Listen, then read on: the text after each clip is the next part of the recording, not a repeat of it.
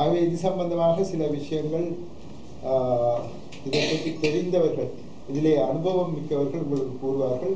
அதிலே முதன்மையானவர் எங்களுடைய வடமாகாண சபையில் டாக்டர் சத்தியலிங்கம் அவர்கள், ரெட் கிராஸ் சொசைட்டியில் அவர், வேறு இங்கே இருக்கும் வேறு சிலரும் அதில் தலைவராக பல வருடங்கள் இருந்தவர்கள் இருக்கின்றார்கள். அவர் தொடர்ந்து நான் நினைக்கிறேன் 10 வருடங்கள் இருந்தவர். பலவிதமான அர்த்தங்களை முகம் கொடுத்து என்னென்ன செய்ய வேண்டும் என்றெல்லாம் அவருக்கு தெரியும். ஆகவே அவரை தயவு செய்து எங்களுக்கு இது சம்பந்தமான ஒரு வழிமுறையை எடுத்து கூறுமாறு கேட்டுக்கொள்கிறேன். எல்லோருக்கும் வணக்கம். நாங்கள் 2 அல்ல 3 விதமான உதவி திட்டங்களை நாங்கள் செய்யலாம். அதில் மிகவும் முக்கியமானது இப்போ இந்த இதில் 2 வகையாக அவர்கள் பிரிக்கிறார்கள். அந்த அக்யூட் ஃபேஸ்ன்னு சொல்லி முதலாவது இப்போ இருக்கிற நேரம் இந்த அக்யூட் ஃபேஸில் 2 விதமான உதவி திட்டங்கள் அங்கே போய் சேர வேண்டிய தேவை இருக்கிறது. ஒன்று மருத்துவ உதவி, மற்றது அவர்களுடைய தங்குமிடம், சாப்பாடு, குடிநீர், கழிவகற்றல் போன்ற வசதிகள். இந்த 2 நாங்கள் யோசிக்க வேண்டிய விஷயம். அதில் நாங்கள் அந்த மருத்துவம் தொடர்பான விடயங்கள் என்று பார்க்க அதில் 3 விடயங்களை நாங்கள் எங்களோட மாகாண சபையால் செய்யக்கூடிய விஷயங்கள் இருக்கிறது. அதில் ஒன்று பொது சுகாதார சேவைகள் தொடர்பானது. பொது சுகாதார சேவை என்று சொன்னீங்க, குறிப்பாக அங்கு இப்படியான நேரத்தில் தான் அந்த பெரும்பாலான தொற்றக்கூடிய நோய்கள் பரவுற நேரம். ஆகவே இந்த பொது சுகாதார சேவை என்று சொல்வது பெரும்பாலும் அவர்களுடைய அடிப்படை தேவைகள், குடிநீர், மலசலக்கூட வசதி, அதோடு அவர்களுடைய தங்குமிட வசதி, இந்த சுகாதாரம், மற்றது அவர்களுக்கு கிடைக்க வேண்டிய உணவு, அதுகள சுகாதாரம் தொடர்பாகவும் கழிவகற்றல் தொடர்பானது. இது பொது சுகாதாரம் தொடர்பான வேலை திட்டங்கள். நான் நினைக்கிறேன் வடக்கு மாகாணத்தில் உள்ள பொது சுகாதாரத்தோட தொடர்புடையவர்கள் மிகவும் அனுபவம் வாய்ந்தவர்கள். இந்த இறுதி யுத்தத்தில் கூட தொற்று நோயால் இறந்தவர்கள் எண்ணிக்கை என்று சொன்னால் மிகவும் குறைவு. ஆகவே நாங்கள் அந்த ஒரு சேவையை எங்களோட வடக்கு மாகாணத்திலிருந்து செய்யக்கூடியதாக இருக்கும். 2வது, எங்களுடைய உடனுக்குடன் காயம் ஏற்பட்டவர்கள், பெருமளவான எண்ணிக்கையான நாட்களை கொண்ட இடத்துல வச்சிருக்க வர தொற்று நோய்கள் தொடர்பான ஒரு மொபைல் சர்வீஸ் மாதிரி ஓபிடி சர்வீஸ் செய்கிறதுக்கும் நாங்கள் இங்கேருந்து டாக்டர்ஸை கொண்டு போகலாம். 3வது மிகவும் முக்கியமானதுன்னு சொன்னால் இந்த உடல்நல சேவை. அது உடனடி தேவையும் இருக்கிறது, நீண்ட கால தேவையும் இருக்கிறது.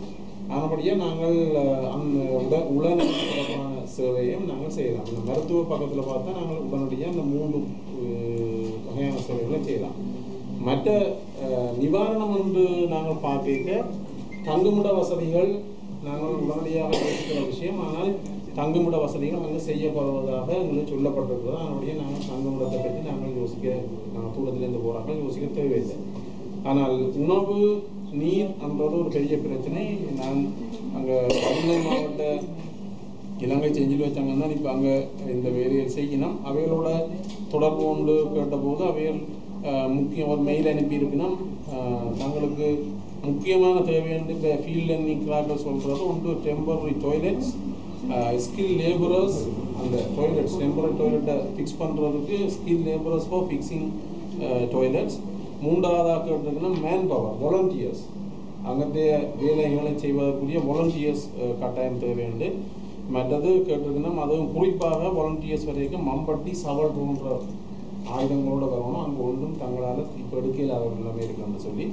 மற்றது நாங்கள் எல்லாம் யோசிச்சு நாங்கள் தண்ணி வசதி செய்ய தேவையில்லை. அவை போட்டிருக்கணும் ட்ரிங்கிங் வாட்டர், குடி தண்ணி மிகவும் முக்கியம். ஏனென்றால் இப்போ அங்கே ஓடுற தண்ணி எல்லாம் கலங்கலான தெளிவில்லாத மண் சரிவு ஏற்பட்ட இடத்துல குடி தண்ணி எந்த தண்ணி ஒரு முக்கியமான விஷயம் வந்து போட்டிருக்கணும். அதை விட இது ஒரு முக்கியமான விஷயம். அவைகள் அங்கேருந்து ஐடென்டிஃபை பண்ணி சொல்லப்பட்ட விஷயங்கள். இப்போ நாங்கள் இப்போ அந்த பொதுமக்களை கொண்டு போய் தங்க வைக்கப்பட்டிருக்கிறது பெரும்பாலும் ஓப்பனாக இருக்கிற பாடசாலைகள், கோயில், பொது மண்டபங்கள்லாம் இருக்கிறோம்.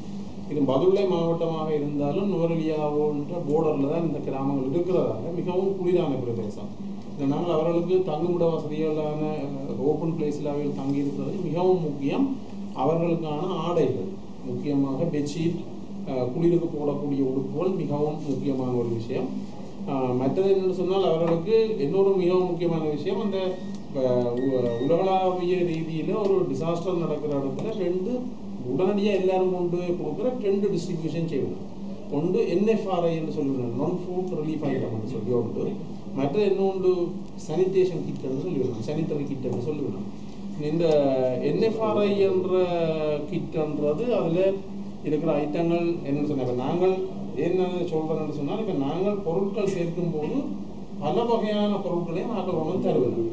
ஆனால் நாங்கள் எங்களோட பாஸ்ட் எக்ஸ்பீரியன்ஸ் என்னென்றால், அது சுனாமியாக இருக்கட்டும், 2009 இடம்பெயர்வாக இருக்கட்டும், பெரும்பாலான இப்போ சேர்ந்த பொருட்களில் பல பொருட்கள் நாங்கள் திருப்பி தேவையில்லாமல் அழிக்கிறது அல்லது ஸ்டோர்ஸ் வழியாக தொடர்ந்து அப்படியே தேவையில்லாமல் இருக்கும்.